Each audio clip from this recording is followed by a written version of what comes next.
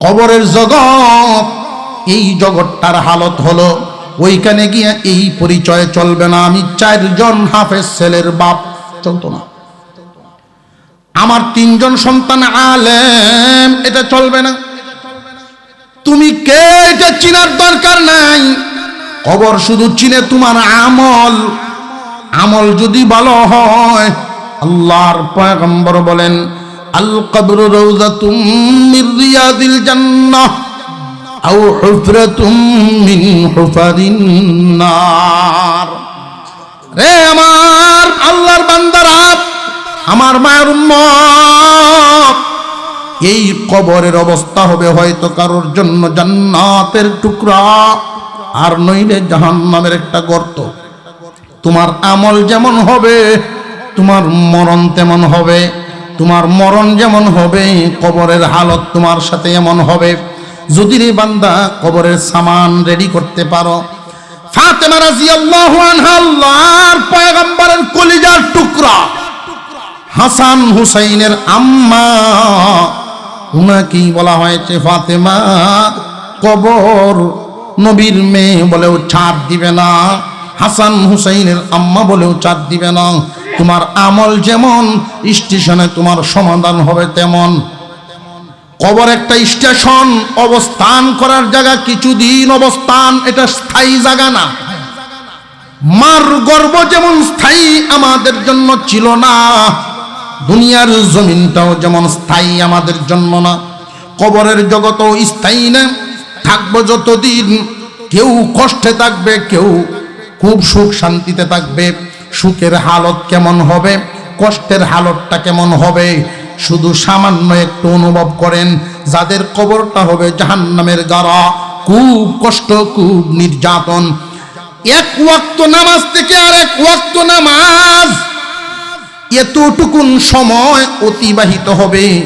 বান্দা চিৎকার করে জিজ্ঞাসা করবে, ওগো আল্লাহর ফেরেশতারা, কত কোটি বছর চলে গেছে। আল্লাহর ফেরেশতারা বলবে, বান্দা নাফরমান, কোটি বছর যাই নাই, 1 ওয়াক্ত মাত্র নামাজের সময় গেছে। তোমার কাছে তো দুনিয়া খুব মূল্যবান ছিল, নামাজেই পড়ছ না, টের পাইবা কেমনে?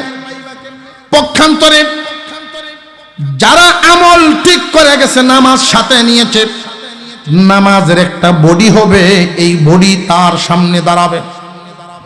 কবরের আযাব তার দিকে আসতে থাকবে। ফজরের নামাজ একটা বডি নিয়ে তার সামনে দাঁড়াবে।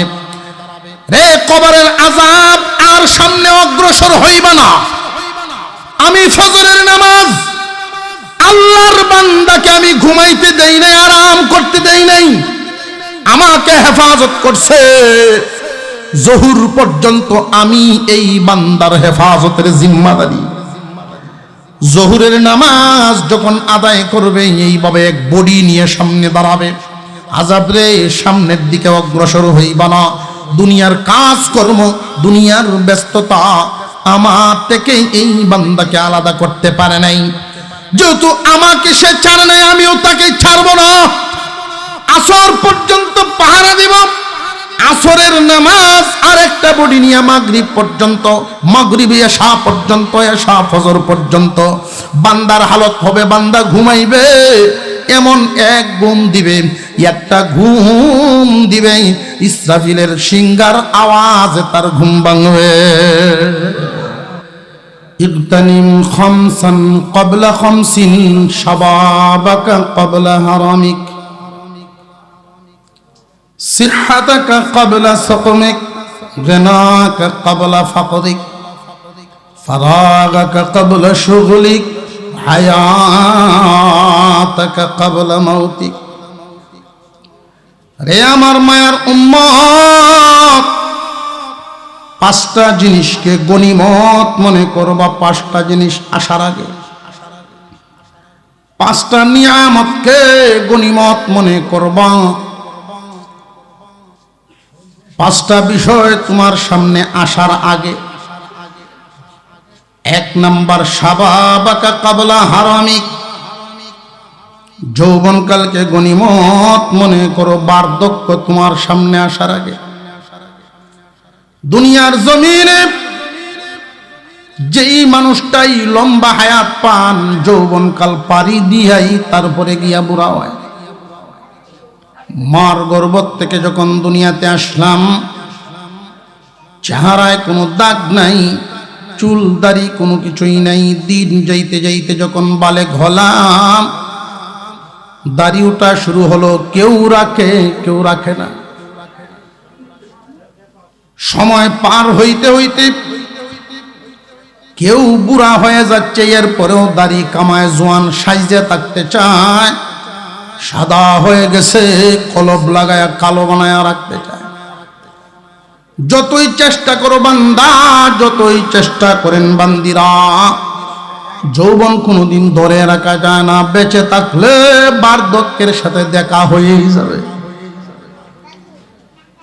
আপনার আমার পয়গম্বর বলেন, আমার উম্মত যৌবনকালকে গনিমত মনে করো। বার্ধক্য আসার আগে যৌবন আল্লাহর দেয়া একটা নিয়ামত। মার গর্ভ থেকে দুনিয়াতে আসার পরে যৌবন আসে না। শিশুকাল, কিশোরকাল, এই দুইটা কাল দুনিয়ার আলো বাতাস পরিপূর্ণভাবে সব ধরনের আবহাওয়া শরীরে লাগে না।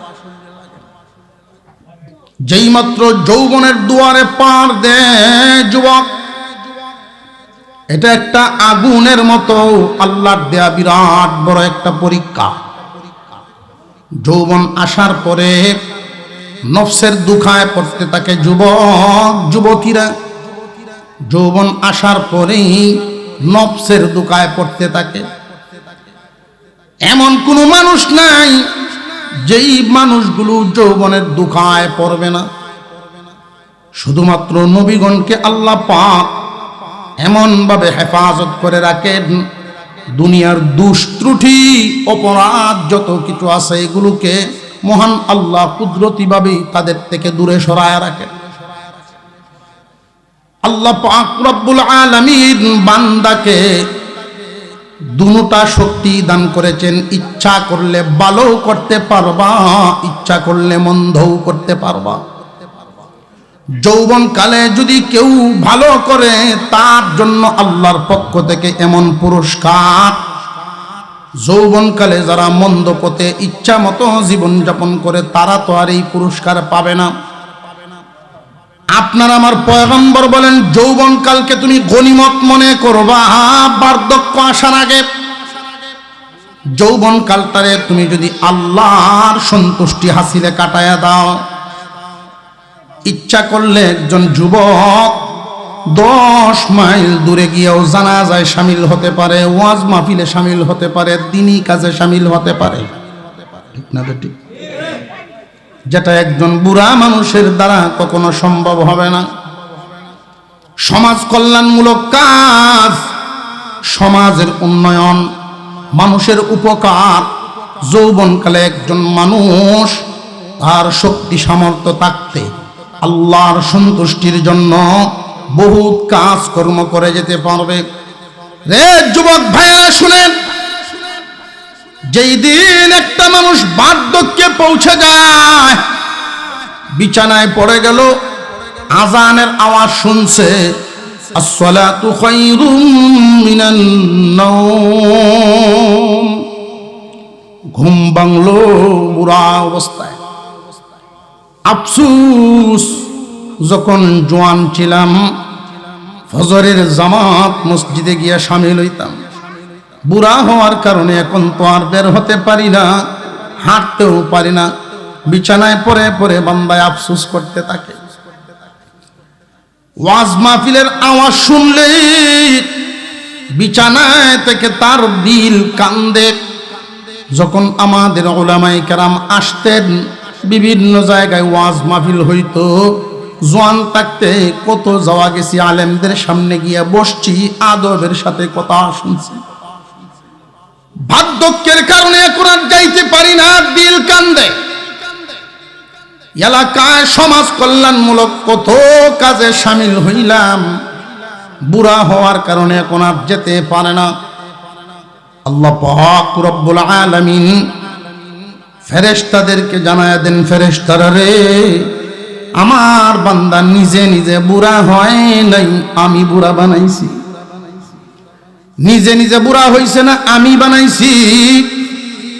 যদি বান্দা এখনো জোয়ান থাকতো, আজও জোয়ান থাকতো, তো আজকের মাহফিলে সেওয়াইতো। যদি শক্তি আগের মতো থাকতো, ফজরের আজান শুইনা মসজিদে শামিল হইতো। আমার বান্দা যদি জোয়ান থাকতো, সমাজ কল্যাণমূলক কাজে শামিল হইতো। বান্দা নিজে নিজে বুড়া হয় নাই, আমি বুড়া বানাইছি। সুতরাং তুমি যে আগে তার সৎকর্মের নেকি লিখতা, নেক কাজের নেকি যেই কলম দিয়া লিখতা, তোমার কলম তামায়ও না। বান্দারে এখন শুয়ায়া শুয়ায়া আমি বোনাস দিব। বান্দা যৌবনকালে আল্লাহর সন্তুষ্টি অর্জন করলে বুড়া বয়সে বোনাস মরণ পর্যন্ত নেকি লিখতে থাকে। আপনার আমার পয়গম্বর বলেন, যুবক যৌবনকালকে গনিমত মনে করো, আল্লাহর সন্তুষ্টির কাজে তোমার এই বয়সকে কাজে লাগাও। একজন মানুষ যৌবনকাল হারায় গেলে আর কখনো ফিরে আসবে না। দুনিয়ার সব সম্পদ দিতে পারবেন, এটা আর ফিরায় আনতে পারবেন না। রাস্তা দিয়ে মুরব্বী মানুষ খুব চিন্তিত, হতাশাগ্রস্ত হয়ে মাথাটা নিচের দিকে দিয়ে হাঁটতেছেন। আর একজন যুবককে জিজ্ঞাসা করে, দাদা মনে হয় কোনো কিছু হারায়া ফেলছো, বলো কি হারাইছো, আমি খুঁজে দেই। না রে ভাই, যেই জিনিস হারাইছি এটা খুঁজে পাওয়ার মতো না। এমন একটা সময় ছিল সুনামগঞ্জ পর্যন্ত পায়ে হাইটাই যেতে পারতাম। এখন এমন একটা হালত হয়েছে মসজিদ পর্যন্ত যাবার পারি না, শক্তি আমার কোলায় না। এমন একটা সময় ছিল এক ওয়াক্তের ওযু দিয়া সারা দিনের সব নামাজ পড়তে পারছি, ওযু বেশি সময় রাখতে পারছি, এক ওয়াক্তের ওযু দিয়া 3 ওয়াক্ত সারছি। কিন্তু এখন হালত এমন হয়ে গেছে, একবার ওযু করলে পুরো নামাজ শেষ করতে পারি না, এমন হালতে দাঁড়ায় গেছে। সেই ছিল আমার শক্তিশালী যৌবনকাল। দেখতে দেখতে যৌবন আমার কাছ থেকে হারায় গেছে। চিন্তা করতেছি যৌবনের কতটুকুন সময় আল্লাহর কাছে কাটাইলাম, আর কতটুকুন সময় আমি বেহুদা কাজে নষ্ট করে দিলাম। মূল্যবান এই দৌলত যৌবনকাল। একজন মানুষ ইচ্ছা করলে শয়তানকেও খুশি করতে পারে, ইচ্ছা করলে আল্লাহর ওলিও হতে পারে। যৌবনকালের ইবাদত আমার আল্লাহর কাছে বড় পছন্দ। শাবাবাকা কাবলা হারামিক, যৌবনকালকে গনিমত মনে করো বার্ধক্য আসার আগে। যৌবন যখন মানুষের মধ্যে থাকে, ইচ্ছা করলেই যৌবনকালে গুনার কাজ করতে পারে। জেনে রাখবা যুবক ভাইয়ারা, খুব মনোযোগের সাথে শুনো। বর্তমান এমন একটা সময়, এমন একটা যুগ পার হচ্ছি আমরা। এই যুগে একজন যুবক চরিত্র হেফাজত করা অনেক কঠিন কাজ। এই যুগে যুবকদের যুবতীদের চরিত্র হেফাজত, আগুনের আংরা হাতে রাখা সহজ, কিন্তু যৌবন হেফাজত করা এত সহজ না। কারণ আগুনের আংরাটা যতক্ষণ হাতে থাকবে ততক্ষণ জ্বালাইবে, পুরাইবে। কিন্তু যৌবন এমন একটা আগুন, ভিতরে 24 ঘন্টাই জ্বালাইতে থাকে। এই জ্বালায় যারা জ্বলে না, এই পুরায় যারা পুরে না, আল্লাহর ভয়ে নিজের চরিত্র হেফাজত করতে পারে। দুনিয়ার কোনো সাক্ষী নেই, বন্ধু বান্ধবে দেখবে না, আত্মীয় স্বজন দেখবে না, আব্বা চাচারা কেউ দেখবে না। যার সাথে খারাপ কাজের ইচ্ছা করেছে সেও রাজি। সুন্দর পরিবেশ পেয়েছে, একদম চোখের আড়াল, ইচ্ছা করলেই মনোবাসনা পূরণ করতে পারে। কিন্তু যেই যুবক আল্লাহর ভয়ে চরিত্র হেফাজত করবে, গুনার কাজটা করবে না, এদের জন্য আল্লাহর ঘোষণা, আমি আল্লাহ এদেরকে জান্নাতের উঁচা মাকাম দিব। মহান মাওলাই করিম এই যৌবনের একটা নূর আছে, প্রত্যেক যুবক যুবতীর গায়ে এই নূর ঢেলে দেওয়া হয়। যারা যৌবনের হেফাজত করতে পারে, চরিত্র অবৈধভাবে নষ্ট করে না। অবৈধ বলতে কি বুঝায়? মুসলমান অবৈধ আর বৈধ চিনা তো দরকার আছে না নাই? কোন রাস্তায় যৌবন আপনি ব্যয় করতে পারবেন, কোন রাস্তায় পারবেন না। বৈধ আর অবৈধ, বৈধভাবে পারা যাবে, মনের খায়েশ পূরণ করা যাবে, অবৈধভাবে মনের খায়েশ পূরণ করা যাবে না। আমরা যারা দাঁড়িয়ে আছি, বসার ব্যবস্থা তো অবশ্যই আছে এখনো আপনাদের সামনে। একটু আলসিটা ভাঙ্গিয়া মন লাগায় বয়ে পড়ে। কোরআনের মজলিস বসলেই নাকি আপনি কি ভাবতেছেন? পায়ের জুতাটা খুলতে হবে, জুতাগুলো হেফাজত করতে হবে। আরে কোরআনের মজলিস, আজমত অন্তরে ঢুকান, আজমত ঢুকান, মজলিসকে দাম দেন, আপনার দাম বেড়ে যাবে। এখানে এসে অলসতা করতে নেই। আলেমুল আমাদের সামনে নিজেকে ছোট করে সুধা বসে যাওয়া। আপনি যখন এখানে বসে যাবেন, আপনার বসাটা একদল দামি সৃষ্টির সাথে মিশে যাবে, দামি মাখলুকের সাথে মিশে যাবে। সেই মাখলুক কারা? আমাদের এই মাহফিলের চতুর্পাশে একদল ফেরেশতা বসে যায়। সুবহানাল্লাহ বলেন না? ওই মজলিসগুলো যেখানেই হয়, একদল ফেরেশতা আল্লাহর সৃষ্টি, এই মাখলুক বৈশা যায়। যার বসাটা ফেরেশতার বসার সাথে মিলা যায়, তার গুনাহ মাফ। ফেরেশতারা কেমনে বসে, তাদের আজমত কত! আমরা যখন আসমানের দিকে তাকাই, আকাশের তারকাগুলো বাতির মতো জলমলে দেখতে পাই। আসমানের ফেরেশতারা, রাতে উড়নেওয়ালা ফেরেশতারা, ডিউটিরত ফেরেশতারা যখন আকাশে উঠতে থাকে, এই মাহফিলগুলো তারকার মতো বাতির মতো জলমলে দেখতে পায়। আল্লাহকে জিজ্ঞাসা করে, আল্লাহ জমিনে কি বাতি জ্বালাইছো? ওই জমিনে বাতি কি? আল্লাহ বলেন, আমার আলোচনা হয়, আমার হাবিবের আলোচনা, কুরআন হাদিসের আলোচনা। একদল মানুষ বসছে, যেইখানে কুরআনুল কারীমের আলোচনা হয়, এখানে নূর জ্বলে। যেইখানে রাসূলের হাদিসের আলোচনা হয়, ওইখানে নূর দেখা যায়। আল্লাহর ফেরেশতারা, আল্লাহর রাসূলের আলোচনা হয়, আল্লাহর ওলিদের জীবনী, ওলিদের তাজকিরা করা হয়। এমনি চতুর্পাশে আইসা আল্লাহ যত বড়, আল্লাহর নামের আলোচনাও তত বড় শানওয়ালা। এই সম্মান মর্যাদা অন্তরে স্থাপন করে ফেরেশতারা এইভাবে লেপ্টে বসে যায়। ওই বসার সাথে আল্লাহর কিছু বান্দা বান্দির বসাও যখন আজমতের সাথে মিলে যায়, আল্লাহ বলেন এদের জিন্দেগীর গুনাহ মাফ হয়ে যায়। এই জন্য বসার কথা বলি, এই জন্য বারবার বসার কথা বলি। কুরআনুল কারীমের আলোচনা খুব আজমতের সাথে বসে শোনা, এটা আদব। আমরা প্রত্যেকের সামনের ফাঁকা জায়গা বন্ধ করে বসবো, প্রত্যেকের সামনের ফাঁকা জায়গা বন্ধ করে বসবো। আমরা একটু জিকিরের সাথে একটু সামনের দিকে আগায় যাই। লা ইলাহা ইল্লাল্লাহ, লা ইলাহা। প্রত্যেকেই হরকত করেন, লড়েন, প্রত্যেকেই লড়েন। লা ইলাহা ইল্লাল্লাহ, লা ইলাহা, লা ইলাহা ইল্লাল্লাহ, লা ইলাহা। প্রত্যেকেই জায়গা ছাড়ছি না এখনো, সবাই জায়গা ছাড়ি নাই। আমরা জিহাদে পাঠাইলে গতি রেখে কি হইল আল্লাহ জানে। আমরা যেই মুজাহিদ, প্রত্যেকেই জায়গা ছাড়ি, প্রত্যেকেই সামনে আসে। পিছনের ভাইরা দাঁড়ায় আছেন এখনো, তারা বসার জায়গা পাচ্ছেন না। লা ইলাহা ইল্লাল্লাহ মুহাম্মাদুর রাসূলুল্লাহ। যৌবনকালের ইবাদত আল্লাহর কাছে বড় পছন্দ।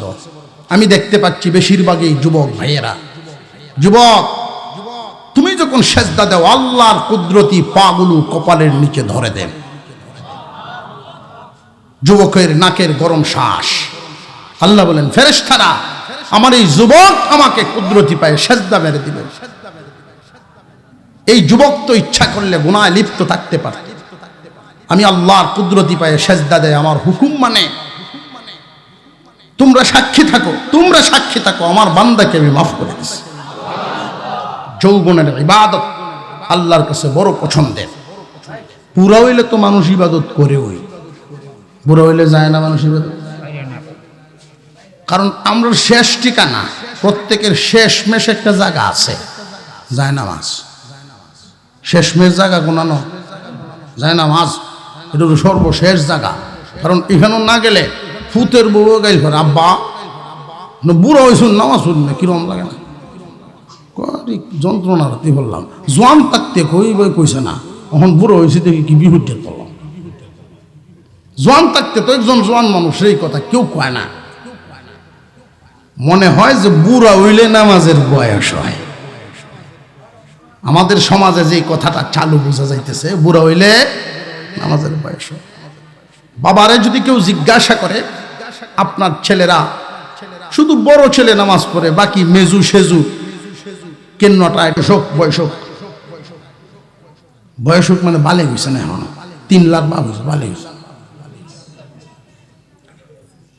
বালেগ হওয়ার আগ পর্যন্ত আল্লাহ বান্দার কাছে কিছুই চান না, শুধু বান্দার দেন। তুমি বান্দা মার গর্বে ছিলা, আমি আল্লাহ তোমারে খাওয়াইছি, তোমারে রাখছি মার গর্বে। দুনিয়ার জমিনে তুমি আসতে পারো নাই, আমি আনছি। আমরা দুনিয়াতে আসছি না আল্লাহ আনছেন? জবান খুলে বলেন কে আনছেন? আল্লাহু আখরাজাকুম মিন বুতুনি উম্মাহাতিকুম লা তা'লামুনা শাইআ। আল্লাহ বলেন আল্লাহ এনেছেন তোমার মার গর্ভ থেকে, এমন ভাবে আনছেন বলতেও জানো না, চলতেও জানো না, খালি ওয়া ওয়া ছাড়া কোনো ভাষা নাই। কিন্তু তোমার এই যে আওয়াজটা, এই আওয়াজে আমি আল্লাহ এমন দরদ মাখায়া দিছি রে বান্দা, তোমার মার কলিজার সাথে একটা তার লাগায়া দিছি, মহব্বতের তার। যেই মেয়েটা 2 বছর আগে কোন সন্তান কুলে যদি নিত, কারোর কোনো ছোট বাচ্চা পেশাব করে দিলেই শুধু মাটি ঠেহান দিতে পারছে না, সহ্য হয়েছে না। বিয়ার আগে মেয়েটার কুলে যদি কেউ পেশাব করে দেয়, কোনো বাচ্চা লইতে পারছে। 16 বছর বয়সের একটা মেয়ে, ওর কুলে যদি কোনো বাচ্চা পেশাব করে দেয়, কুলো রাখে রাখে দূর দূর করে তাড়াতাড়ি, আর ভাইহানা করলে তো ভাই 3 দিন পর্যন্ত এর ঘরের দর হয়ে যেত না। কিন্তু এই 16 বছর বয়সের মেয়েটার এই 6 মাস পরে যখন বিয়ে হয়, 1 বছর 1.5 বছরের মধ্যে আবার বাচ্চা কুলে। এই বাচ্চা কুলে নিয়ে যদি ভাত খাইতে বসে, এমন টাইমে পেশাব কেন পায়খানাও যদি করে, মা সন্তানকে কুলে নিয়ে ভাত খায়, বাচ্চা নামায় না। আরো জোরে কর, এই দয়া মায়ার তার লাগাইছেন কে? রে বান্দা, তুমি আমার কচি বান্দা, ছোট বান্দা, দুনিয়ার জমিনে আসছো নতুন বান্দা, মার সাথে ঘুমাইছো। রাতের বেলায় ঘুমের ঘরে মার হাতটা যদি তোমার নাক মুখে পড়ে যাইতো, সরাইবার ক্ষমতা তোমার ছিল না, শ্বাস বন্ধ হয়ে মারা যাইতা, আমি আল্লাহ তোমার পায়ের দিকে মাথার দিকে ফেরেশতা খাদেম দাঁড় করায়া রাখছি, আস্তে করে তোমার মার হাতটা সরায়া তোমারে শ্বাস ফেলার সুযোগ দিছে। আরো জোরে কান সুবহান। বান্দা তুমি দুনিয়ার জমিনে ভূমিষ্ঠ হইবা, কি পরবা? দনপুর বাজারের কাপড়ের দোকানো আগেই আমি কাপড় আনতেছি। মার বুকে তোমার জন্য সুস্বাদু দুধের ব্যবস্থা রাখছি, তুমি আগে আইছো না তোমার রিজিক আগে? দিছেন কে? আল্লাহ শুধু দিলেন, চাইলেন না। শুধু দেন, চান নাই। রে বান্দা, মার দুধ যতদিন পান করো দাঁতের দরকার নাই, এই জন্য দাঁত দেই নাই। বান্দা, তোমার যখন যেটা দরকার সময় আসার আগে আমি আল্লাহ তোমার জন্য ব্যবস্থা করে দিছি। মুখে দাঁতের দরকার, কারণ মাছ, শাক সবজি, ছোট ছোট খাবার দরকার। এই ছোট একটু একটু খাবার খাও, ছোট ছোট কচি কচি কিছু দাঁত দিলাম যেন সহজ হয়। আবার আরেকটু যখন তুমি বড় হইছো, এই দাঁতে চলতো না, কারণ বাপে কুরবানি দেয়, দাদায় কুরবানি দেয়, হাড্ডি কামড় দিবা। এই দাঁত পাল্টাইয়া ফাউন্ডেশন দিয়া, ফাউন্ডেশন দিয়া খুদ দিয়া এর ঘরে দাঁত আরো দিছেন আরেক ফাটি। এই নিয়ামত দিছেন কে? আল্লাহ। কিন্তু এখনো চান নাই বালেগ হওয়ার আগ পর্যন্ত বান্দা বান্দির উপরে আল্লাহ চাপায়া দেন নাই। যখন তুমি বালেগ হয়ে গেছো, এর আগ পর্যন্ত আল্লাহ শুধু দিছেন দিছেন। বান্দারে, তোমারে আমি এতদিন দিলাম, এখন তুমি পরিপূর্ণতায় পৌঁছে গেছো, আমারে দেও। যদি আমারে দিবার পারো তাহলে তোমারে আমি একটা পুরস্কার দেব, পুরস্কারটার নাম জান্নাত। যেই বান্দা বান্দি আল্লাহর হুকুম মানবে, আল্লাহর পাওনা আদায় করবে, আল্লাহ তাদেরকে শান্তি দিবেন। কয় জায়গায়? আমরা মানুষ অন্যান্য প্রাণীদের মতো নই। অন্যান্য প্রাণীদের কোনো ভয় নাই, কোনো চিন্তা নাই। আমরা আশরাফুল মাখলুকাত, আমাদের মর্যাদা কম না বেশি? মহান মৌলাই করিম আমাদেরকে নিয়ামত বেশি দিয়েছেন। এই দুনিয়ার জমিনে সব চাইতে ইজ্জত সম্মান আপনি আমার আল্লাহ বানায়া দিছেন। বিশাল দেহের অধিকারী একটা হাতি, এই হাতিটা মানুষকে মানে কেন মানে জানেননি? ফেরেশতার এলান তার কানে শোনায়া দেওয়া হয়েছে। মানব জাতি আশরাফুল মাখলুকাত, আল্লাহ সম্মান বাড়ায়া দিছেন, সুতরাং হাতি মানুষকে মানতে বাধ্য হয়ে গেছে। গরু ছাগল সমস্ত প্রাণীরাই মানুষকে মানে। আপনারা প্রশ্ন করতে পারেন যে হুজুর বাঘে তো মানে না, প্রশ্ন জাগতে পারে না? বাঘ দেখলে তো আমরা ডরাই। মানুষ যদি মানুষ হয়, বাঘেও মানে। বুঝতেন ঘটনা? হামিদনগর একটা, আপনাদের এই সিলেট বিভাগে একটা জায়গার নাম বাহুবল, হবিগঞ্জ বাহুবল একটা হামিদনগর। ওইখানে আব্দুল হামিদ সাহেব রহমতুল্লাহ আলাইহি, ওনার জীবদ্দশায় পাহাড়ি এলাকায় বাড়ি। মেহমান মুরিদান ওনার বাড়িতে যখন আসতেন, পাহাড় জঙ্গলের বাঘ, চিতা বাঘ ওনার বাড়ির পুকুরের ফাঁক দিয়া মাঝে মাঝে হাঁটতো। মেহমান বাংলা করো, মেহমান আলাদা করে ঘুমাইছেন। এই সময় পুকুর ভরে বাঘ দেখা, বাঘ পুকুর ভরো, মেহমান ঘরের ভিতরে চিৎকার শুরু করছে, ডরাইছে। হুজুর বাইরে আইতেন, কি হইছে কি হইছে? যে বাঘটা কই? বাঘ পুকুর ভরো। তো হুজুরে কইতেন, আমি তো ভাবছি যে আপনি বাঘের সামনে খাড়া। হুজুর আস্তে আস্তে ওইখানে গেছেন, বাঘের কানে ধরছেন, ধরে এইভাবে চোর দিছেন। আর হুজুর এখন আল্লাহু আকবার। তোরে না করছি, আমার মেহমানরা ডরায়, আমার মেহমানরা ভয় পায়। তুই যদি মানুষের কল্যাণে সৃষ্টি হয়ে থাকিস, এই মুহূর্তে চলে যা। আমার বাড়িতে মেহমান থাকলে এই দিকে আর আসবে না। মানুষ যদি মানুষ হয়, ফেরেশতার চেয়েও দামি হয়। এমন কোন মাখলুক নাই আল্লাহ পাক রব্বুল আলামিন কুরআনুল কারীমের ভিতরে ঘোষণা করেন, ওয়ালাকাদ কাররামনা বানি আদম। সমস্ত সৃষ্টির উপরে মর্যাদা দিয়েছেন আল্লাহ বনি আদমকে।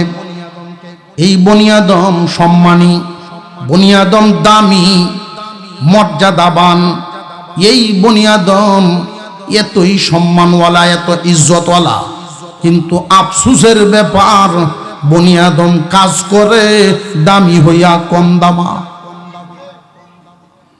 বনি আদম এক দামি হইয়া কম দামা কাজ করে। লক্ষ্য করে দেখবেন, একটা প্রাণী যদি মারা যায়, এই প্রাণীর গোশত স্বজাতি প্রাণী খায় না, কিন্তু মানুষের হাতে খুন হয়। ওয়ালাকাদ কাররামনা বানি আদম। মানুষের সম্মান ইজ্জত বাড়াইছেন আল্লাহ। মানুষ যদি মানুষ হয় কেমন সম্মানী, কেমন সম্মানী। মানুষ যদি মানুষ হয় ফেরেশতার চেয়েও দামি হয়। মানুষ যদি কম দামা হয়ে যায় তাহলে কিন্তু তার দাম কমে পশুর চেয়ে নিকৃষ্ট হয়ে যায়। উলাইকা কাল আনআম বাল হুম আদাল্লু উলাইকা হুমুল গাফিলুন। আল্লাহ বলেন, এই মানব জাতিরে আমি চোখ দিলাম, মানব জাতিরে কান দিলাম, সুন্দর দেমাগ বুদ্ধি দিলাম, কলব দিলাম। মানব জাতির যেই বডিটা, অঙ্গ প্রত্যঙ্গ অন্যান্য প্রাণীদের অঙ্গের চাইতে মানব জাতির অঙ্গগুলো অনেক গুণী। মানুষের অঙ্গগুলো এমন, এক একটা অঙ্গে অনেক গুণদান করলাম। একটা প্রাণীর জিহ্বা আছে, মানুষেরও জিহ্বা আছে। অন্যান্য প্রাণী জিহ্বা দিয়ে শুধু খাবারের স্বাদ নিতে পারে, কিন্তু মানুষ এই জিহ্বা দিয়ে শুধু খাবারের স্বাদ নেয় না, এই জিহ্বায় কথা বলার শক্তিও দিলাম। মানুষ এত ইজ্জতওয়ালা, আমার নিয়ামত প্রাপ্ত, কিন্তু এই মানুষ যদি অমানুষ হয়, কান দিয়া আমার কালাম শুনে না, চোখ দিয়া ভালো মন্দ যাচাই করে চলে না, অন্তর দ্বারা সঠিক বেঠিক চিন্তা ভাবনা করে চলে না, ওই মানুষগুলো চতুষ্পদ জানোয়ারের ন্যায়, বরং এর চেয়ে নিকৃষ্ট।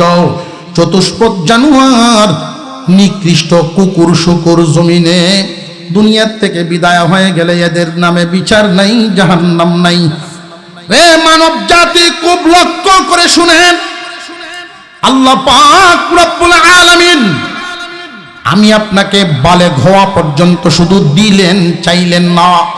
যখন বালেগ পর্যন্ত পৌঁছে গেলাম, নারী বলেন পুরুষ বলেন, বালেগ পর্যন্ত যখন পৌঁছে গেলাম, আল্লাহর পক্ষ থেকে হুকুম, আল্লাহর পক্ষ থেকে বিধান দেওয়া হলো। কি কি বিধান? তেমন কঠিন করে দেন নাই, খুব সহজ। আল্লাহর পয়গম্বরের একজন সাহাবী নবীজির সামনে হাজির হলেন। ওগো আল্লাহর পয়গম্বর, আমি একজন গরিব, পরের জায়গা জমিতে কাজ করি। আমি একজন গরিব মুসলমান, কালিমা পরে মুসলমান হয়েছি। ইসলামকে আমার জন্য ছোট করে বুঝায় দেন, যেন আমল করে জান্নাত পাইতে পারি। আল্লাহর পয়গম্বর বলেন, তুমি কালিমা পড়েছো? জি হুজুর, আমি কালিমা আদায় করেছি। তুমি গরিব মানুষ, অন্যের ক্ষেত কামারে কাজ করে সংসার চালাও? জি হুজুর। আল্লাহর পয়গম্বর বলেন, শুনো, ইসলাম 5টা খুঁটির উপরে। 1 নাম্বার কালিমা। এই কালিমা তুমি আদায় করেছো, কালিমা পরে মুসলমান হয়েছো। বাকি রইল আর কয়টা খুঁটি? আরো জোরে, 4 কোটির মধ্যে তুমি একজন গরিব মুসলমান। গরিব হওয়ার কারণে আল্লাহ হজ এবং যাকাত তোমারে মাফ করে দিছে। গরিব হইলে আফসোস করবেন না, আল্লাহর কাছে এমন ভাবে চাইবেন, আল্লাহ এমন অভাব দিও না যে অভাব হইলে মানুষের কাছে হাত পাতা লাগে, আর এমন সম্পদও চাই না যেই সম্পদ হইলে পরে তুমি মাওলারে বইলা যাই। সম্পদের কারণে মানুষ আল্লাহ থেকে অনেক দূরে হয়। বেশিরভাগ মানুষই সম্পদের কারণে বেপরোয়া হয়, গুনাহগার হয়। সম্পদ দিয়ে আল্লাহর সন্তুষ্টি তালাশ করার সংখ্যা খুব কম। সম্পদের কারণে বেশিরভাগ মানুষই গুনাহগার হয়। এই জন্য আল্লাহর রাসূল বলেন, আমি গরিবী জিন্দেগি পছন্দ করি। নবীজি মূলত গরিব ছিলেন না, কিন্তু গরিবের মতো থাকতে ভালোবাসতেন। যিনি ফু দিলে পাথর স্বর্ণ হয়, উনি কি গরিব নি? আল্লাহর নবী একবার খাইতেন, একবার না খাইতেন। গরিবী জিন্দেগি উনার পছন্দ ছিল, ভালো ছিল। আল্লাহর নবী বলেন, দুনিয়াতে আমি গরিবদেরকে ভালোবাসি, এদের মতো করে থাকি। কিয়ামতের দিন আমি গরিবদের সাথে হাসরে দাঁড়াইব। গরিবরা আমার কাছে থাকবে। আল্লাহর রাসূল বলেন, ধনীর 500 বছর আগে গরিব জান্নাতে চলে যাবে। হজ যাকাতের হিসাব নাই, মাফ। 5 কোটির একটা কালিমা আগেই শেষ। হজ যাকাত আল্লাহ মাফ করে দিলেন, বাকি রইল কয় কোটি? 2 কোটি। আল্লাহর পয়গম্বর বলেন, সাহাবীরে বছরে 1 মাস রোজা রাখতে পারবানি নাকি খুব কঠিন লাগবে? আপনারা কি মনে করেন বছরে সারা বছর ঘুরে 1 মাস রোজা রাখা কঠিন কাজ না আসান আছে? বছরে 1 মাস রোজা রাখা, আল্লাহর নবীর সাহাবী বলেন, এটা আমি পারবো, কষ্ট হবে না। বাকি 11 মাস একটু একটু পরিশ্রম বেশি করে ফেলবো। রমজান মাসে রোজা পালন করার জন্য প্রয়োজনে কাজের চাপ একটু কমায় নিব। তবু আল্লাহর হুকুম রমজানের রোজা আদায় করা, তারাবির নামাজ আদায় করা, এটা কঠিন হবে না। আল্লাহর পয়গম্বর বলেন, বছরে 1 মাস রোজা রাখো। 5 কোটির মধ্যে খুব ভালো করে মনে রাখবেন, বারবার মুখস্থ করে ভিতরে ঢুকায়া দেন, অন্তরের ভিতরে গেঁথে নেন। কালিমার হক আগেই আদায়, হজ যাকাত মাফ, বছরে 1 মাস শুধু কষ্ট রোজা, বাকি রইল 1 কোটি। বান্দারে, তোমারে যে আল্লাহ অস্তিত্বে আনলেন, দুনিয়ায় আনলেন, বালেগ হওয়া পর্যন্ত আল্লাহ শুধু দিয়াই গেলেন। বালেগ হওয়া পর্যন্ত আল্লাহ কোনো কিছুই চান নাই। এখন চাইলেন মজবুত করে, তোমার জন্য কঠিন লাগতেছে একটা, 5 ওয়াক্ত নামাজ আদায় করবা। কষ্ট হলেও 5 ওয়াক্ত নামাজ তুমি আদায় করো, অভ্যাসে পরিণত করো, পরে আর তোমার কষ্ট হবে না। অভ্যাসে যদি পরিণত করো, এটারে যদি আমল বানাতে পারো, এমন অবস্থা হবে নামাজ না পড়লে ভালো লাগবে না, নামাজ না পড়লে শান্তি লাগবে না। আল্লাহ পাকের এমন বান্দাও জমিনে ছিলেন যারা জামাত ছাড়তেন না, জামাত কখনো ছাড়তেন না। হঠাৎ করে একদিন আসরের জামাত ছুটে গেছে।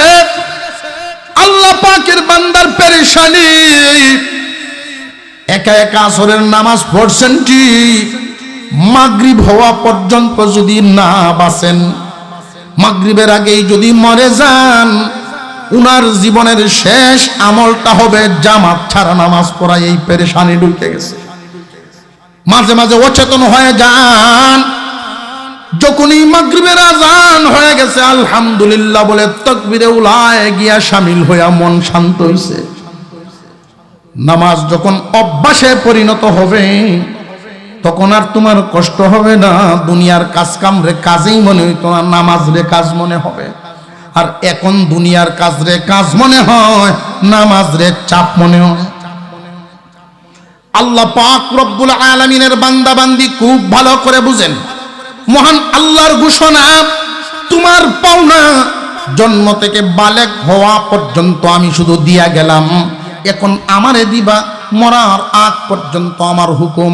ফরজ বিধানগুলো, বিশেষ করে 5 ওয়াক্ত নামাজ, বছরে 1 মাস রোজা, 5 ওয়াক্ত নামাজ, বছরে 1 মাস রোজা, এটা শুধু পালন করো, তোমারে আমি আল্লাহ জান্নাত নামক একটা নিয়ামত, শেষ ঠিকানা তোমারে দিব। শুধু তাই না বান্দা, অন্যান্য প্রাণীর সমস্ত সৃষ্টি জগতের মধ্যে সবচেয়ে মর্যাদা বেশি কার? অন্যান্য প্রাণীর না মানুষের? মানুষের বনি আদমের সম্মান ইজ্জত বাড়াইছেন কে? ওয়ালাকাদ কাররামনা বনি আদম ওয়া হামালনাহুম ফিল বাররি ওয়াল বাহর। আল্লাহ বলেন শুধু সম্মান ইজ্জত বাড়াই শেষ না, হামালনাহুম ফিল বাররি ওয়াল বাহরি, বান্দারে তোমাদেরকে জলে স্থলে আকাশ পথে তোমাদের যানবাহনের ব্যবস্থা আমি আল্লাহ করে দিছি। আমরা যে চলাফেরা করি 1 ঘন্টার রাস্তা 10 মিনিটে যাই, এই যে যানবাহন এইগুলো কে দিছেন? এক সময় ছিল শুধু ঘোড়া উট, কার দেয়া নিয়ামত? না ইস্ট ইন্ডিয়া কোম্পানি বানাইছেন উট, টাটা কোম্পানি ঘোড়া বানাইছে, আওয়াজটাই বোঝা যায়। উট ঘোড়া বানাইছেন কে? ভাবতে পারেন যে ট্রাক বিমান এইগুলো তো বানাইছে কোম্পানি, হুজুর এখন কি করবেন? রে বান্দা খুব ভালো করে বুঝেন, বানাইছেন মানুষের মাথার মধ্যে বুদ্ধি ঢেলে দিছেন। কি বুদ্ধি? এক জায়গার লোহা, আরেক জায়গার কাঠ, আরেক জায়গার প্লাস্টিক, এইগুলো আইনা একত্রিত করলে একটা গাড়ি হয়। এই বুদ্ধিটা আল্লাহ মানুষের মাথায় দিছেন, কিন্তু এক টুকরা লোহা বানানোর মতো ক্ষমতা কোনো মাখলুকের আসেনি। আরো জোরে কর। এই মূল ধাতু, মূল নিয়ামতটা দিছেন কে? আল্লাহ। এক জায়গার লোহা, এক জায়গার কাঠ, আর এক জায়গার প্লাস্টিক, এগুলোর মূল আল্লাহর দেয়া নিয়ামত তোমাদের মাথায় আমি ঢেলে দিলাম। ওইটারে একত্রিত করবা, তোমার জন্য চলার একটা বাহন হবে। বান্দাবান্দিরে জলে স্থলে আকাশপথে চাল চলনের জন্য আমি আল্লাহ তোমাদেরকে যানবাহনের ব্যবস্থাও দিলাম। রে দুনিয়ার ইমানদার মুসলমান, বনি আদমের ইজ্জত দিছেন, বনি আদমের জন্য যানবাহনের ব্যবস্থাও করেছেন। অন্তরে একটা প্রশ্ন আসতে পারে, হুজুর যানবাহন তো শুধু আমরা ব্যবহার করি না, দেখছি গরু তো যানবাহনও উঠে। গরুরে টাকা তোলে না ভাবলি? যে গরু যে টাকে উঠে, এটা গরুর শখে না। কোন প্রাণীর এরকম আকাঙ্ক্ষাই নেই, কোন প্রাণীর অন্তরে এমন আকাঙ্ক্ষা নাই গাড়ি করতো। ডিসকভার চালায়, এটা পাল্টায় এখন আরেকটা, কিন্তু এরকম কোনো আকাঙ্ক্ষাই গরুর নেই। যদি থাকতো কোন দিন গৃহস্থরা বিপদ বলল, যেই কেটটা দূরা গরু কইলে আসবো, যেতাম টাক দেন লাগবে।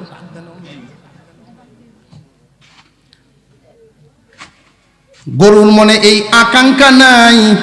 মহান আল্লাহ পাক আকাঙ্ক্ষাটা দিছেন মানুষের অন্তরে। তোমার ইজ্জতও বাড়ায় দিছেন, চলার ব্যবস্থাও দিয়া দিছেন। শুধু তাই না, আরেকটা নিয়ামত, ওয়ালাকাদ কাররামনা বনি আদম ওয়া হামালনাহুম ফিল বাররি ওয়াল বাহরি ওয়া রাযাকনাহুম মিনাত তাইয়্যিবাত। রে বান্দা বান্দি, তোমাদের মর্যাদা বাড়ায় দিলাম, চলাচলের যানবাহন দিলাম, উত্তম রিজিক তোমাদেরকেই দিলাম। অন্য কোনো প্রাণীকে এমন দামি উত্তম রিজিক দেই নাই। মানব জাতিকে আল্লাহ যেই উত্তম রিজিকের ব্যবস্থা করেছেন, কেমনে মানব জাতি কেমনে খায় লক্ষ্য করে দেখবেন।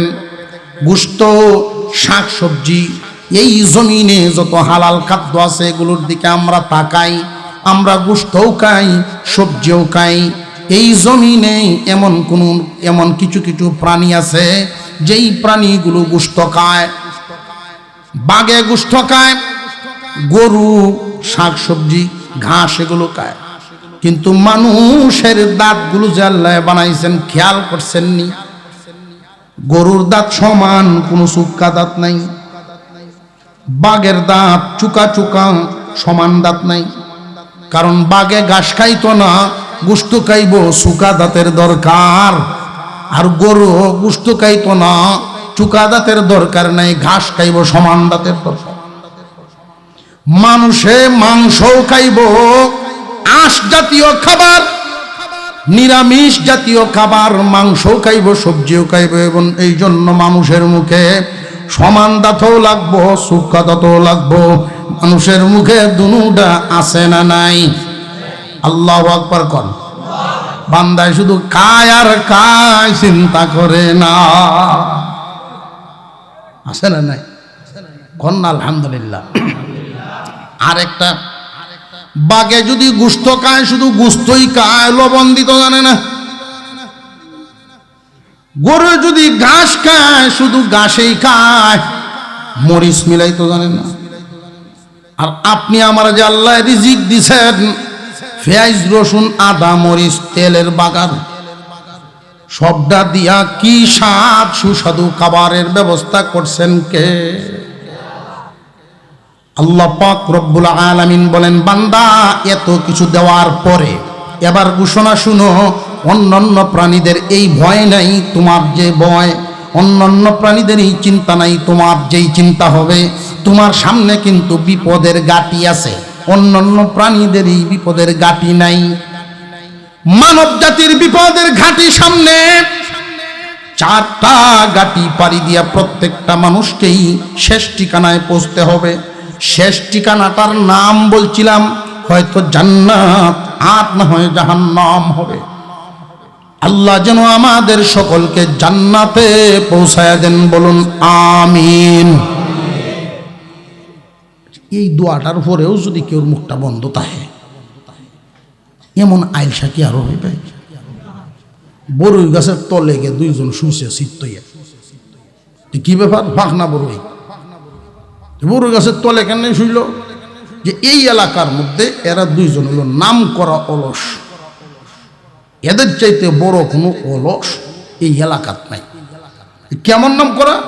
যে ফাঁকনা বড়ই, সরকারি গাছ, রাস্তার সাথে সাধারণ মানুষের জন্য ওয়াকফ করা, যার ইচ্ছা সে নিতেছে খাইতেছে। একটু ঢিল দিলে বা লারা দিলেই কটা বড়ই ভাই, ঢিল লারা দেওয়ান সম্ভব না। আজকে যাই পর্যন্ত আইসি এটির তো বেশি। বড়ই খাইতো ইচ্ছা, কেমনে খাইব? দুজন আইসা গাছের দিকে হাঁ করে শুয়ে চিত্তে শুয়েছে। যদি আল্লাহর কুদরতে কোনো বড়ই মুখ পড়ে তাহলে খাইব। কেমন আইসা? একটু পরে একটু বাতাস আছে, আজতেই একটা বড়ই পড়ছে, সামান্যই সাইটে দেয় গাল ভাইয়া মুখ ঢুকলো না, সামান্য একটু লাগে, 1 ইঞ্চি দিকে গেলেই বাতাসটা লাগছে বড়ইটার, মুখ বললো না। সাইডের তারে ডাকে, ভাই 8টা বারে দিয়ে তুললে আমার মুখ। হ্যাঁ দিতাম না, তোর মুখ তুললে দেব। কিছুক্ষণ পরে কুত্তাইছে,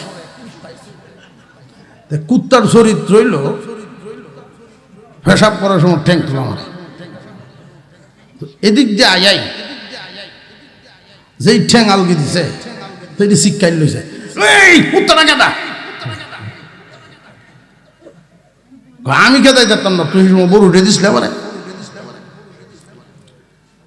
এমন আইসা এত সুন্দর একটা দোয়া করলাম, আল্লাহ যেন আমাদের শেষ ঠিকানা কোথায় দেন। এরপরেও আমিন কইছেন। আমি দেখছি ছায়া জামঢি যে আসিন, জামঢি রইছে। বিপদের গাটি অন্যান্য প্রাণীদের সামনে কোনো বিপদ নাই, আমাদের বিপদ কয়টা? আরো জোরে। 1 নাম্বার বিপদের গাটি, তার নাম হলো মত।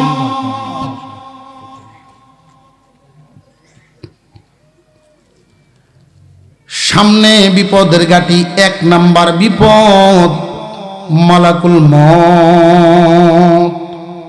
মউত নামক ঘাটি একটা আমাদের সামনে আছে না নাই? এমন কোনো মানুষ নাই যার অন্তরে মরণ নাই। মরণ যে লাগবো এই কথায় কোনো দ্বিমত নাই, পৃথিবীর সব মানুষ একমত। মরণের মাসলা লইয়া কোনো দ্বিমত আসেনি। কেউর কি ভিতরে এরকম আছে না মরণ লাগতো পারে, নাও লাগতো, মৃত্যুর গাঠি পাড়ি দিতেই হবে। এই মরণের গাঠিটা হয়তো কারোর আরামের নয়তো কারো কষ্টের হবে।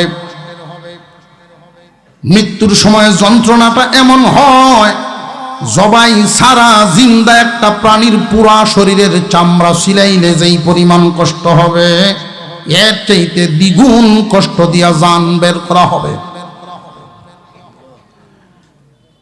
হুজুর কেমনে বুঝতাম চামড়া সিলাইলে কেমনে কষ্ট হয়, কতটুকুন লাগে এটা বুঝতাম কেমনে, অনুভব কেমনে করন?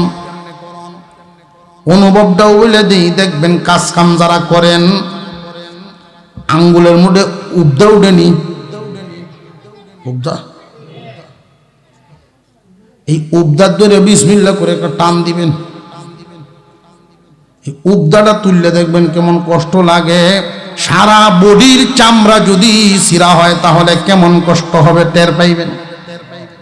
এর চাইতে দ্বিগুণ কষ্ট দিয়ে জান বের করা হবে আল্লাহর নাফরমানদের। বালেগ হওয়া পর্যন্ত আমি আল্লাহ দিলাম, এরপরে চাইলাম তুমি দিলা না। যদি দিতা তাহলে তোমার মরণ হইতো কেমন? বাবার কুল থেকে মার কুল, মার কুল থেকে বাবার কুল। সন্তানে যদি কুল বদলায় যেমন লাগে তার কাছে, এই দুনিয়ার জমিন থেকে ইন্তেকাল করে আলমে বরজখ তোমার কাছে এমন লাগবে। এক নাম্বার গাটি হলো মালাকুল মউত। দুই নাম্বার গাটি বিপদের গাটি, চিন্তার গাটি কবর, আলমে বরজখ। বারজাখুন শব্দের অর্থ হলো ডাকনা, পর্দা, আড়াল। দেখা যায় না, দুনিয়ার জমিন থেকে বিদায় থই আইলাম মাত্র দেরাত নিছে। এই যে আড়াল, যারে যে থই আইছেন জীবনে আর কোনো দিন এই মুখ দেখা হবে না। আরেকবার কখন? হাসরের মাঠে উঠবে যখন। দুনিয়ার থেকে বিদায় হওয়া নিয়ে হাসরের মাঠে ওঠার আগ পর্যন্ত এই সময়টাই হলো আলমে বরজখ, কবরের জগৎ। এই জগৎটার হালত হলো ওইখানে গিয়ে এই পরিচয় চলবে না আমি 4 জন হাফেজ ছেলের বাপ, চলতো না। আমার 3 জন সন্তান আলেম, এটা চলবে না। তুমি কে এটা চিনার দরকার নাই। কবর শুধু চিনে তোমার আমল।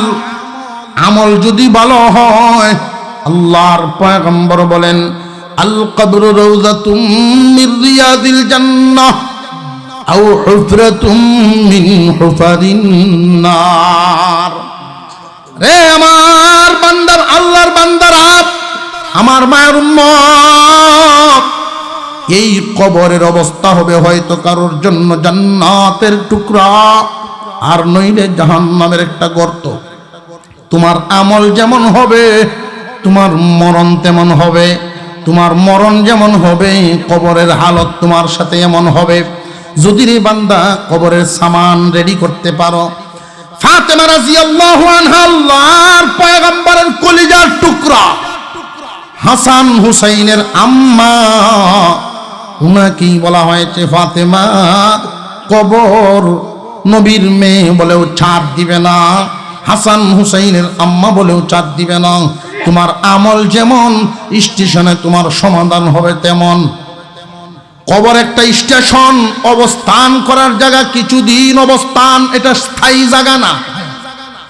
মার গর্ভ যেমন স্থায়ী আমাদের জন্য ছিল না, দুনিয়ার জমিনটাও যেমন স্থায়ী আমাদের জন্য না, কবরের জগতও স্থায়ী না।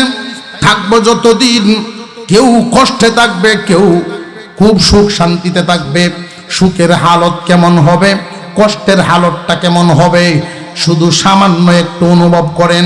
যাদের কবরটা হবে জাহান্নামের গাড়া, খুব কষ্ট, খুব নির্যাতন। এক ওয়াক্ত নামাজ থেকে আর এক ওয়াক্ত নামাজ, এতটুকুন সময় অতিবাহিত হবে।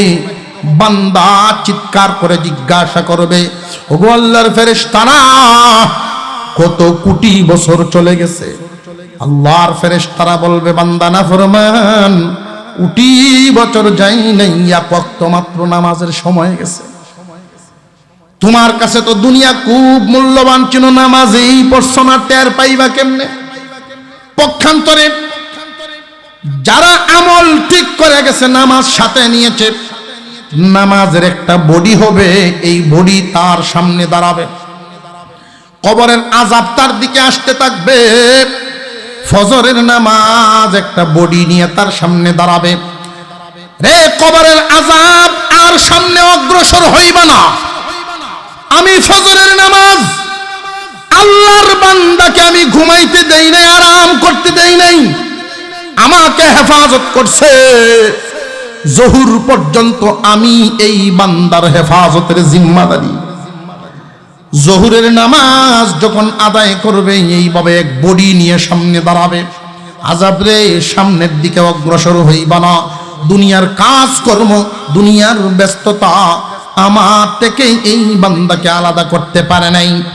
যেহেতু আমাকে সে ছাড়ে নাই, আমিও তাকে ছাড়বো না। আসর পর্যন্ত পাহারা দিব।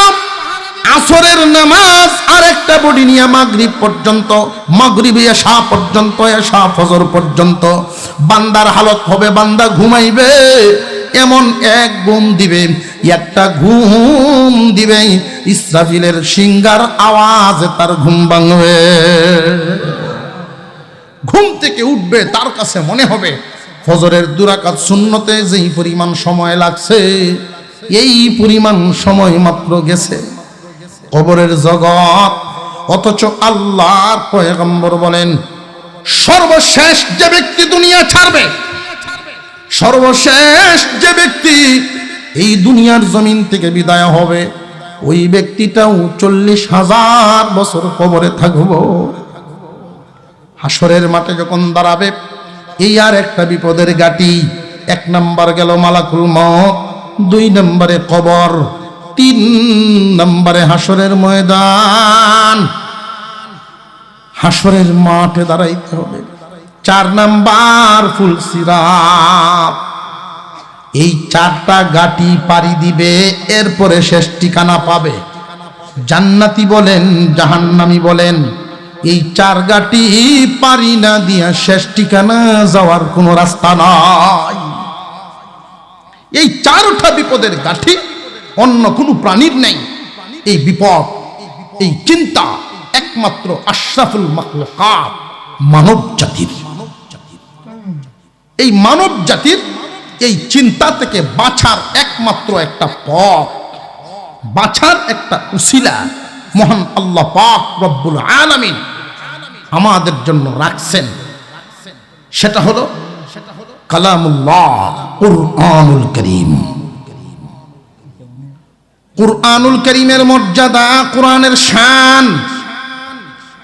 পৃথিবীর জমিনে আসমানি কিতাব আরো নাজিল হয়েছে, কিন্তু অন্যান্য আসমানি কিতাব আর কুরআনুল কারীম সমান না। এই কুরআনুল কারীমের হেফাজত মহান আল্লাহ নিজ জিম্মায় রেখেছেন। দুনিয়ার জমিনে যারাই কোরআন গ্রহণ করবে, ওরাই কোরআনওয়ালা হবে। কোন ঘরে যদি আল্লাহর কালামের তিলাওয়াত করা হয়, আল্লাহর কালাম তো এমনই এক নিয়ামত আমাদের জন্য, যেই কালামের উসিলায় আল্লাহ পাক চির শান্তির জায়গা জান্নাত দান করবেন। যেই কালামের দ্বারা, কুরআনুল কারীমের মাধ্যমে, কোরআনের বদৌলতে আল্লাহ আমাদেরকে জান্নাত দিবেন। চিরদিনের জন্য চির সুখের জায়গা যদি কোরআনের উসিলায় দিতে পারেন, দুনিয়ার জমিনে যেই ঘরে আল্লাহর কালাম তিলাওয়াত করবে, যেই মানুষটা কোরআনের সাথে মহব্বত রাখবে, তিলাওয়াত করবে, এই মানুষটাকে সামান্য কয়েকদিনের ক্ষণস্থায়ী জিন্দিগি, সামান্য রুজি রোজগারের ব্যবস্থা, সামান্য রিজিকের ব্যবস্থা কোরআনের উসিলায় আল্লাহ দিতে পারেননি না পারেন না? এজন্যই লক্ষ্য করে দেখবেন জমিনের উপরে সহি শুদ্ধভাবে কুরআনুল কারীম শুধু তেলাওয়াত জানে, শুধু তেলাওয়াত, হাফেজও না আলেমও না, শুধুমাত্র তিলাওয়াত করতে জানে, এই মানুষটাকেও আল্লাহ সম্মানের রিজিক, হালাল রিজিকের ব্যবস্থা করে দেন। বড় অট্টালিকা হয়তো দেখবেন না, চোখের সেই রঙিন চশমাটা যদি নামিয়ে ফেলেন তাহলে আসল বিষয়টা আপনাদের চোখের সামনে ধরা পড়ে। যেই মানুষগুলো বড় বড় অট্টালিকা করে হাজার হাজার কোটি টাকার মালিক হয়, আগে ভাবতে হবে সেখানে হালাল কি পরিমাণ, হারাম কি পরিমাণ। যদি হারাম থেকে থাকে, অট্টালিকা 500 বিল্ডিং এ হলেও কোনো দাম নেই, কোনো লাভ নেই। হারামগুলো হলো শূকর কুকুরের গোশতের মতো। আর মুমিনের কাছে যদি একটা কুড়ে ঘর থাকে হালাল, সামান্য রিজিকের ব্যবস্থা আছে হালাল, দুবেলা দুমুঠো ভাত খেতে পারে, কাপড় পরতে পারে, ইজ্জত নিয়ে আল্লাহর হুকুমে চলতে পারে, হালাল পথে যদি চলতে পারে, এই সিম্পল জীবনযাপন, সাধারণ জীবনযাপনটা ওইটাই বিশাল বড় বড় অট্টালিকার চাইতেও আপনার চোখের চশমা সরায়া সঠিক নজর দিয়া দেখেন, তার জিন্দিগিটা আপনার কাছে উন্নত, তার জিন্দিগিটা সফল জীবন মনে হবে। এজন্যই এই জমিনে দামি মানুষ আর কম দামি মানুষ চিনতে আমরা ভুল করে ফেলি, রঙিন চশমা চোখে থাকার কারণে। দুনিয়ার রঙিন চশমা দিয়ে দেখবেন না, দেখবেন দিনদারির চশমা দিয়া, দিনদারির বিবেক দিয়া, দিনই মনোভাব দিয়া, এই মনোভাব নিয়ে যখন নজর দিবেন তখন দেখতে পাবেন জমিনের উপরে একদল চলনেওয়ালা, পোশাকটা তেমন দামি না, জুতাগুলি তেমন দামি না, দেখতে সাধারণ একজন মানুষ হাঁটতেছেন, একজন কোরআনের আলেম, হাদিসের একজন আলেম রাস্তা দিয়ে হাঁটতেছেন।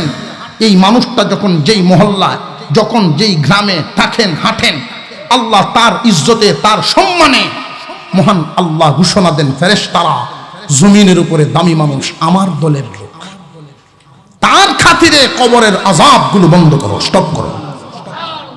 উনি যখন এখান থেকে যাবে তখন আবার চালু করো।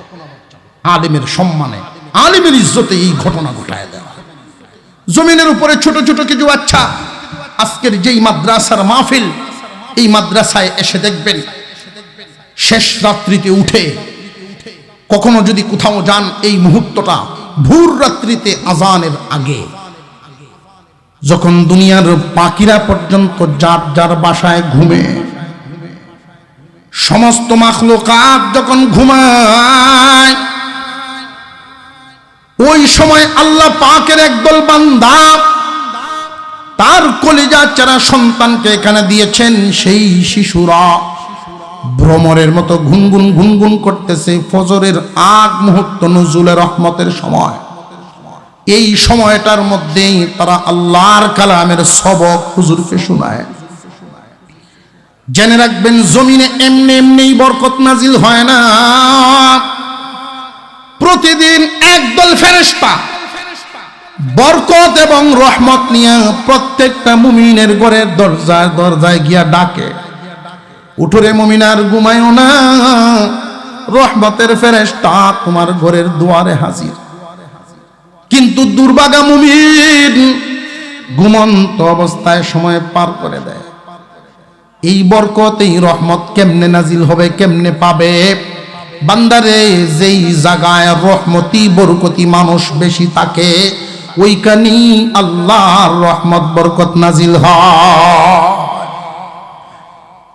তালেবে ইলমরা যখন রাস্তা দিয়ে হাঁটে, আপনার আমার পয়গম্বরের হাদিস, قال النبي صلى الله عليه وسلم إن الملائكة تضع أجنحتها لجعل طالب العلم। আল্লাহর পয়গম্বর বলেন, ফেরেশতাদের ডানাগুলো, ফেরেশতাদের পাকা কম দামানা বেশি দামা? জামডিয়ার ছুটে না। কম দাম না বেশি দাম? মনে মনে এটা ভাববেন না যে আমরা 3,500 দিয়ে আনছি প্রদীপ ফ্যান। এই পাকা না, ফেরেশতাদের পাকা, আল্লাহর ফেরেশতাদের পাখাগুলো। নবীজি বলেন তালেবে ইলম অর্থাৎ কোরআন শিক্ষা করে যারা, এই মানুষগুলো তালেবে ইলমদের, এই দামি দামি তালেবে ইলম মানুষ, এদের পায়ের নিচে ফেরেশতাদের ডানা বিছায়া দেওয়া হয়। ডানাগুলো বিছায়া দেওয়ার অর্থটা বুঝতে পারছেন তো? এর মানেটা একটু বোঝেন। আল্লাহর পয়গম্বর তো এটাও বলতে পারতেন ছায়া দেন, নবীজি বলছেন পায়ের তলায় বিছায়া দেন। এর দ্বারা আল্লাহর নবী তালেবে ইলমের কোরআনওয়ালার শান বুঝাইছেন, কোরআনওয়ালার মর্যাদা। আপনার সন্তান, আপনার বাতিজা পাইকনা, পরিবারের বা আত্মীয়র গোষ্ঠীর কেউ যদি কোরআনওয়ালা হয়, আল্লাহর কালামের শিক্ষা হাসিল করে, এই জমিনে এদের মর্যাদা কি পরিমাণ বাড়ে খুব খেয়াল করেন। এমন বাড়ে তাদের ফেরেশতাদের পাখাগুলো ওই তালেবে ইলমের পায়ের ধুলার সমান। মুসলমান ভাইরা, সেই তালেবে ইলমরা এখানে মানুষের মতো মানুষ হবে, পড়াশোনা করেন। নবীর বাগান মাদ্রাসা আপনাদের সকলের সহযোগিতার মাধ্যমে এই কওমি মাদ্রাসাগুলো চলে, কোরআনের খেদমত চলে। নারে তাকবীর।